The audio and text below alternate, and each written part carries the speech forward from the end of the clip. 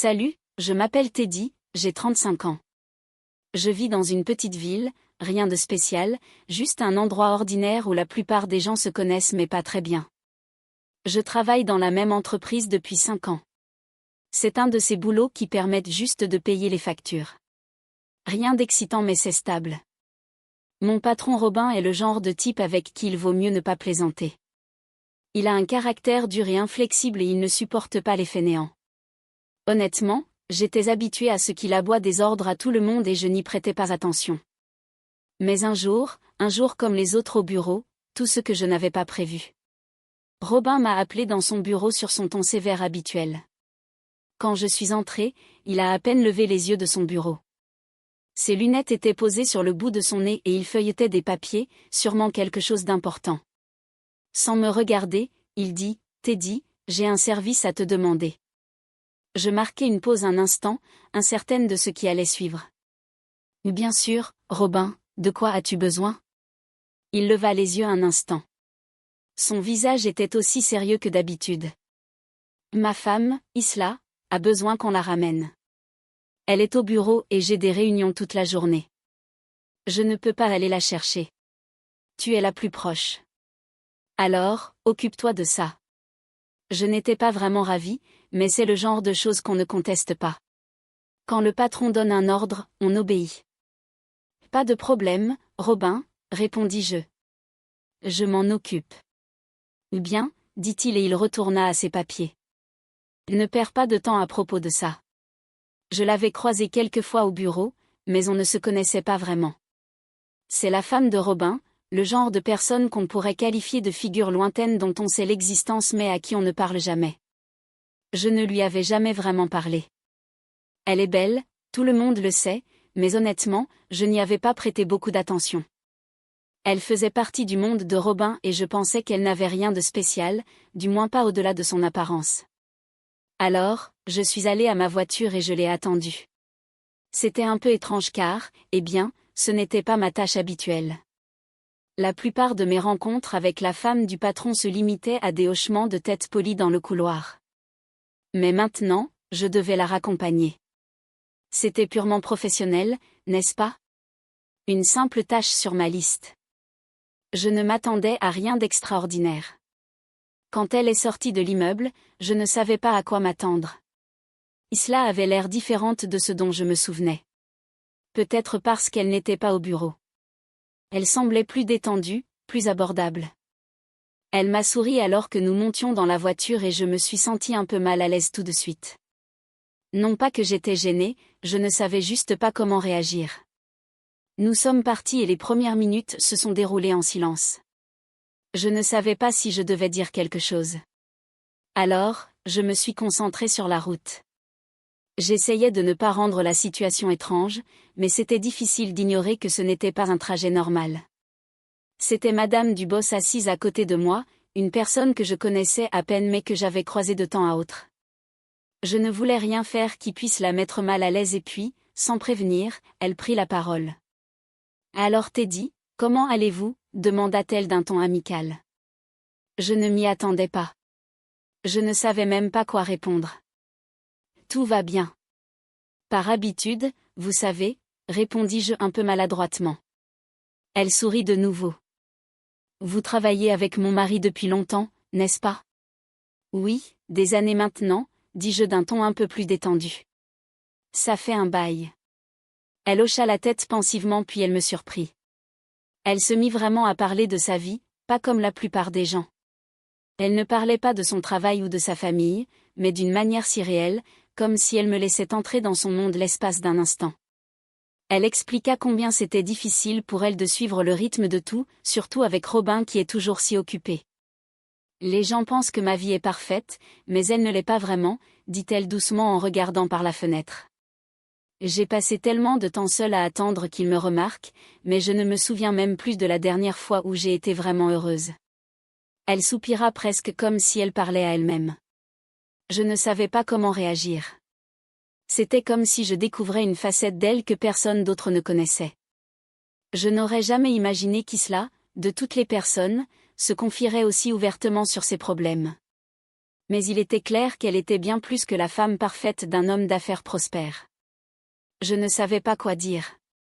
Alors, je me suis contentée d'écouter. Et à ce moment-là, j'ai compris que ce simple trajet en voiture, ce petit service rendu allait mener à quelque chose d'inimaginable. Mais à cet instant précis, j'ignorais tout de ce qui allait se passer. C'est ainsi que tout a commencé. Je ne savais pas comment réagir. Plus elle parlait, plus je réalisais qu'Isla était complètement différente de ce que j'avais imaginé. Et c'est peut-être pour cela que la suite fut si choquante. Nous roulions. Le silence entre nous avait disparu et je me sentais de plus en plus à l'aise en l'écoutant parler. Elle n'était pas la personne rigide et distante que j'avais imaginée. C'était une personne réelle avec ses propres difficultés. Mais alors que je commençais à m'habituer à la conversation, elle dit quelque chose qui me fit grimacer. « Ted » commença-t-elle d'une voix plus douce, comme si elle tâtait le terrain. « Tu ne regrettes pas parfois, tu sais, le bon vieux temps quand on était plus jeune, quand la vie n'était pas si compliquée, n'est-ce pas ?» Je la regardai rapidement, incertaine de ce qu'elle voulait dire. « Je suppose que oui, dis-je prudemment point. Je veux dire, les choses étaient différentes à l'époque. » Elle sourit d'un air entendu. « Je ne suis pas beaucoup plus âgée que toi, tu sais, dit-elle en haussant un sourcil.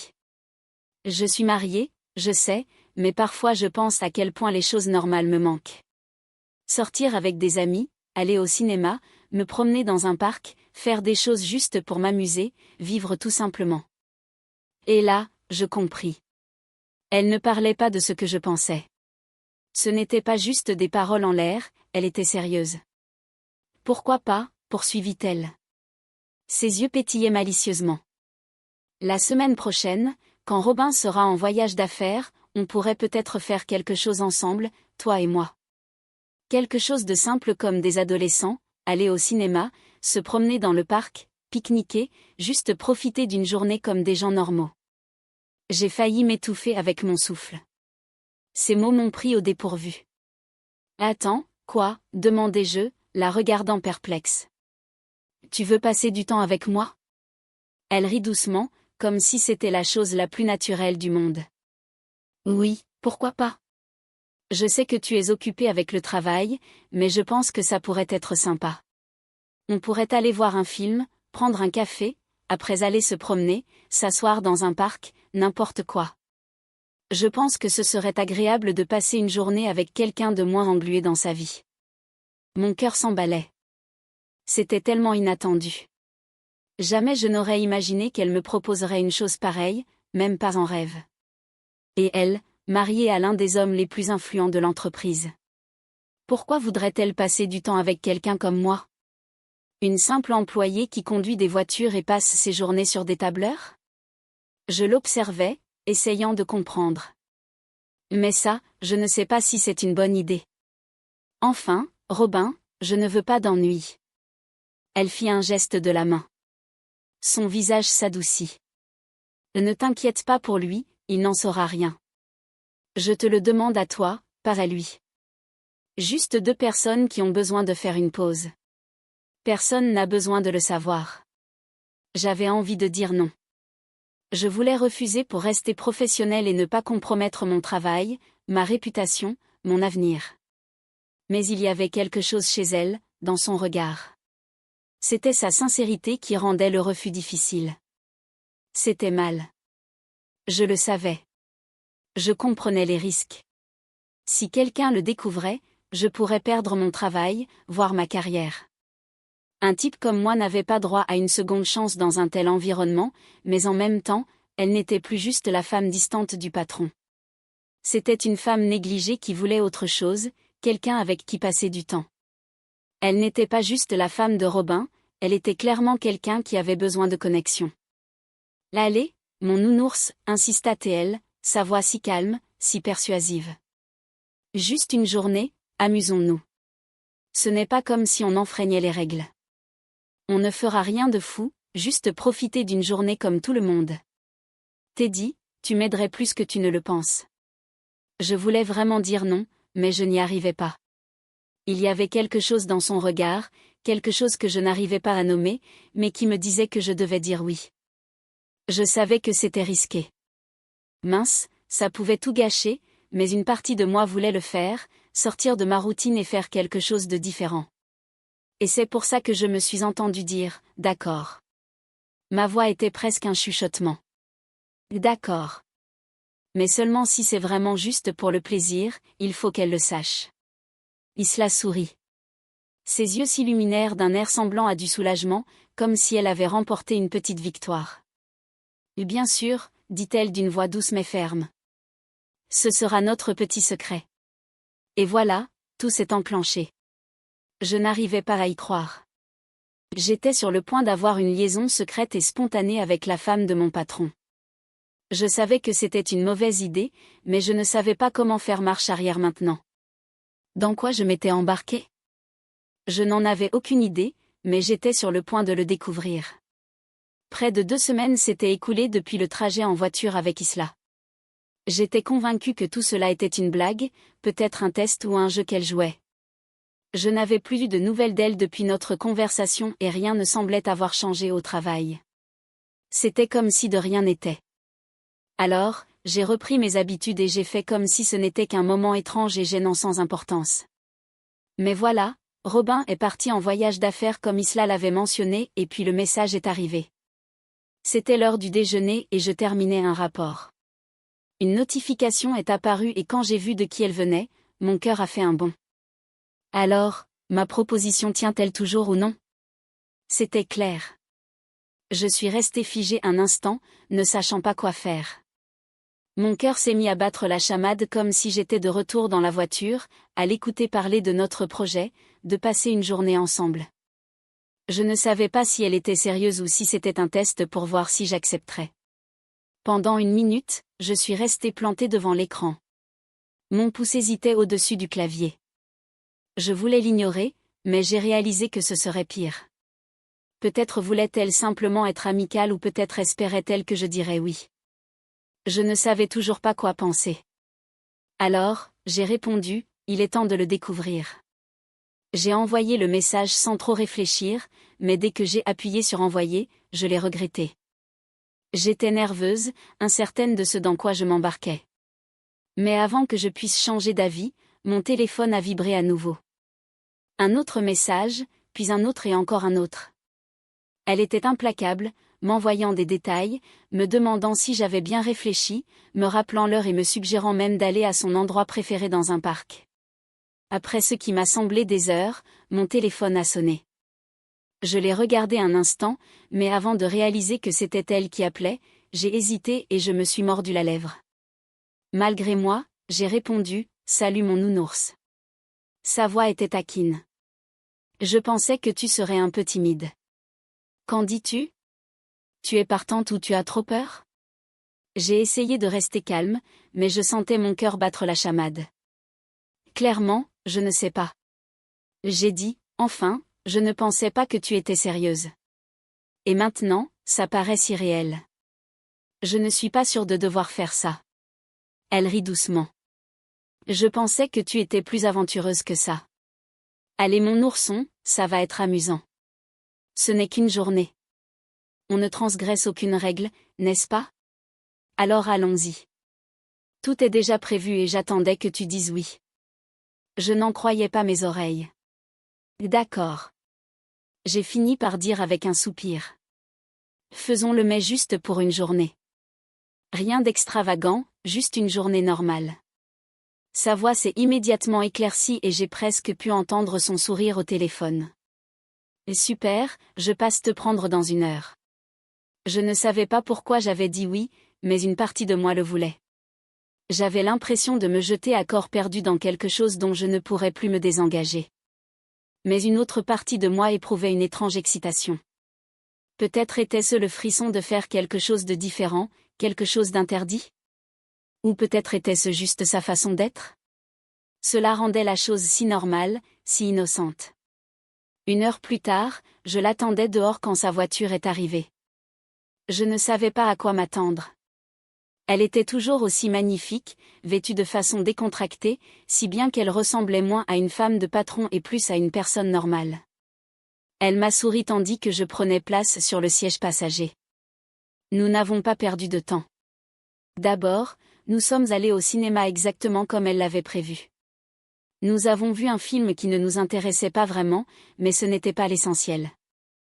Après, nous avons ri, nous avons parlé des scènes les plus ridicules et nous avons fait semblant d'être des critiques. Puis elle a proposé une promenade dans le parc. En marchant le long des allées, elle semblait si insouciante. Je marchais à côté d'elle, me demandant si je rêvais ou si c'était vraiment en train de se produire. Me tenait-elle vraiment la main? C'était bien réel. Nous avons marché un moment et avant même que je m'en rende compte, nous nous dirigions vers un endroit du parc qui surplombait la ville. C'était un lieu calme et isolé d'où l'on pouvait tout voir. Des lumières scintillaient au loin tandis que le soleil se couchait. Nous nous sommes assises sur un banc et elle s'est tournée vers moi. Ses yeux brillaient dans la lumière déclinante. Elle a commencé à parler de sa voix douce. C'est drôle, n'est-ce pas? Comment crois-tu que tu maîtrises tout? Et puis tu réalises que tu es juste perdu. Tout le monde pense que j'ai tout. Mais parfois je me demande si je sais encore ce que c'est que d'être vraiment heureuse. Je ne savais pas comment réagir. Je suis restée assise là à l'écouter. Elle me racontait sa vie, son mariage et son isolement malgré tout ce qu'elle possédait. Je voyais bien qu'elle se confiait comme elle ne le faisait avec personne d'autre. Et pendant un instant, je ne me suis plus sentie comme une simple employée. J'étais comme quelqu'un en qui elle avait confiance. Je ne savais pas ce que cette journée signifiait, mais une chose était claire. Ma vie avait changé. Je ne savais pas comment elle se terminerait, ni ce qui allait se passer ensuite, mais je ne pouvais n'y être captivée. C'était comme si j'étais redevenue adolescente, insouciante, enthousiaste et un peu effrayée. Mais une chose était sûre. Plus rien ne serait jamais comme avant. Nous sommes restés assis un moment. Les lumières de la ville s'étendaient à nos pieds. Le ciel était maintenant complètement noir. L'air était frais et le parc était silencieux. Hormis le bruissement occasionnel des feuilles, l'atmosphère était paisible, presque magique. Tandis que nous contemplions toutes deux l'horizon, le poids du moment sembla nous envelopper. Isla, avec son calme habituel, prit la parole la première. J'ai beaucoup réfléchi aujourd'hui, commença-t-elle, d'une voix douce, presque mélancolique. Je ne me souviens même plus de la dernière fois que j'ai fait quelque chose d'aussi simple. Tu sais, comme quand j'étais jeune, quand tout était si facile. Je traînais avec mes amis, je faisais des bêtises sans me soucier des conséquences. Mais maintenant, j'ai l'impression que la vie me demande constamment quelque chose. Elle s'arrêta, le regard baissé vers le sol, perdue dans ses pensées. J'ai toujours eu tout ce que je voulais, mais parfois la liberté me manque. Le fait que rien ne puisse mal tourner dans ma vie. Je ne savais pas quoi dire. Ces mots m'ont touché plus fort que je ne l'aurais cru. J'avais toujours supposé que les gens riches, surtout une femme comme elle, mariée à l'homme du coin, n'avaient pas ce genre de soucis. Il semblait que tout devait être parfait, mais je ne pouvais nier ce que j'entendais à sa façon de parler. Il était clair qu'avoir tout ne signifiait pas avoir tout ce dont elle avait besoin. Je me suis raclé la gorge avant de parler. Mais de toute évidence, si vous êtes la femme de l'homme du coin, ça ne simplifie pas les choses. Je veux dire, vous avez la liberté d'aller où vous voulez, de faire ce que vous voulez. Vous pouvez manger ce que vous voulez, vivre dans les meilleurs endroits, mais ça ne compense pas tout. Tout l'argent, le luxe, la liberté. Elle esquissa un petit sourire triste et secoua la tête. C'est ce que tu crois, n'est-ce pas? Mais il ne s'agit pas d'argent, mon petit ourson. Il s'agit de quelque chose de réel. Aucune somme d'argent au monde ne peut remplacer cela. Je n'arrivais pas à croire ce que j'entendais. Dans mon monde, l'argent était censé tout résoudre. Mais ces mots me firent réaliser à quel point nos vies étaient différentes et pourtant, à quel point peut être semblable dans notre besoin de quelque chose de plus que la simple richesse matérielle. Avant que je puisse dire quoi que ce soit, elle me regarda avec une tendresse qui me prit par surprise. Merci, dit-elle doucement. Merci d'être là, d'être venu avec moi. Cela compte plus que tu ne le penses. Puis à ma plus grande surprise, elle se pencha vers moi. Sa main glissa doucement sur ma joue, avant que je puisse comprendre, ce n'était rien d'intense, rien de tel, juste un doux baiser, presque comme un moment de gratitude. Pendant une seconde, je ne savais pas quoi faire. Mon cœur battait la chamade et toutes les pensées habituelles qui m'auraient traversé l'esprit à ce moment-là semblèrent disparaître. Je ne m'enfuyais pas. Au lieu de cela, je me suis retrouvée à réagir. C'était étrange, quelque chose à la fois juste et faux. Mais à ce moment-là, je ne pouvais pas m'arrêter. Elle détourna le regard. Ses yeux cherchaient les miens comme si elle cherchait un signe de regret. À cause de quoi? À cause de moi. Ce n'est pas une petite chose, dis-je, cherchant mes mots. Je veux dire, qu'est-ce que tu attends maintenant? Tu crois vraiment pouvoir quitter cette vie et que tout ira bien? Je ne sais pas, admit-elle. Je sais juste que je ne peux pas revenir en arrière et je ne le veux pas, le poids de l'instant s'abattit sur moi. Mon travail, ma vie, tout ce que j'avais construit. Tout pourrait s'effondrer si les choses tournaient mal.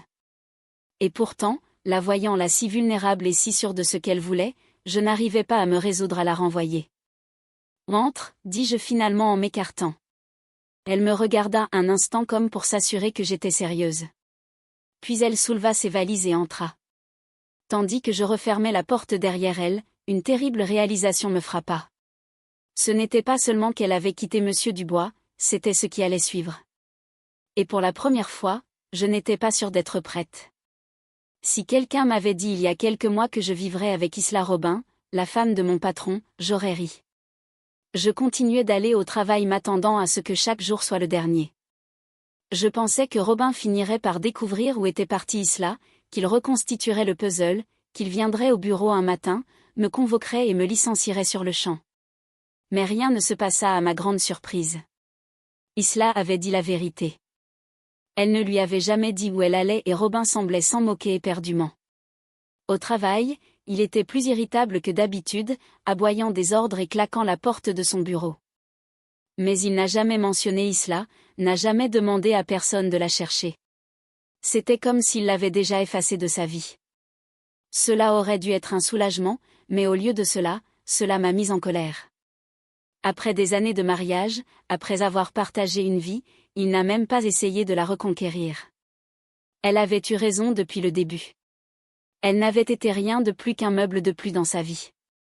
Une femme trophée qui en avait enfin assez. Le travail est resté le même, mais ma vie en dehors du travail était méconnaissable. Isla et moi avions construit quelque chose de réel. Ce n'était pas seulement l'excitation de la situation, ni le frisson de la liaison clandestine. C'était quelque chose de plus profond. Je n'avais jamais rencontré une femme comme elle. Elle était gentille, drôle, pleine de vie. Elle se souciait des petites choses. Elle m'écoutait vraiment quand je lui racontais ma journée et pour la première fois depuis longtemps, je savais ce que c'était que d'avoir un vrai foyer. Elle ne se contentait pas de vivre avec moi. Elle m'attendait. Je rentrais à la maison et l'odeur de la nourriture emplissait l'air. Je la trouvais dans la cuisine ou sur le canapé avec un livre, attendant que je m'assoie et que je lui raconte ma journée. Nous allions nous promener tard le soir, main dans la main, à parler de tout et de rien. Nous rions jusqu'à avoir mal au ventre. Nous nous réveillons l'une à côté de l'autre et comme si le monde extérieur n'avait plus d'importance. Je n'étais pas seulement heureuse, j'étais vivante. Mais avec le temps, j'ai réalisé quelque chose. Je ne pouvais plus travailler pour Robin. Non pas qu'il se doutât de quoi que ce soit, mais je ne le supportais plus. Chaque fois que je le voyais, cela me rappelait la situation, le risque, le fait que même s'il ne semblait pas se soucier du départ d'Isla, il continuait de faire planer une ombre sur nous. Je ne voulais pas de ça, ni pour moi, ni pour elle. Alors, un matin, je suis allée à son bureau et j'ai remis ma démission. Une raison particulière, demanda Robin sans lever les yeux de son bureau. Je pense qu'il est juste temps de passer à autre chose, dis-je simplement. Il haussa les épaules. Tout ce que tu veux, et c'est tout. Aucune accusation, aucune question, pas une autre pensée. Ce soir-là, je suis rentrée à la maison et Isla était dans la cuisine en train de remuer quelque chose sur le feu. Elle leva les yeux vers moi. Son visage s'illumina comme toujours quand elle me voyait. « Tu es en avance », dit-elle en souriant. Je pris une grande inspiration et m'approchai d'elle. « J'ai démissionné », dis-je. Elle se retourna, les yeux écarquillés. « Là attends, quoi ? Tu as démissionné ?» Je souris. Oui, je n'en ai pas besoin. Je n'en ai pas besoin. J'ai juste besoin de nous. Pendant un instant, elle me regarda, puis un sourire épanouit lentement sur son visage. Un sourire qui me confirma que j'avais pris la bonne décision. Mon nounours, murmura-t-elle en caressant mes cheveux. Nous n'avions rien prévu. Pas de plan parfait pour l'avenir, mais cela n'avait pas d'importance. Nous nous connaissions et pour la première fois de ma vie, je n'avais pas peur de ce qui allait se passer ensuite.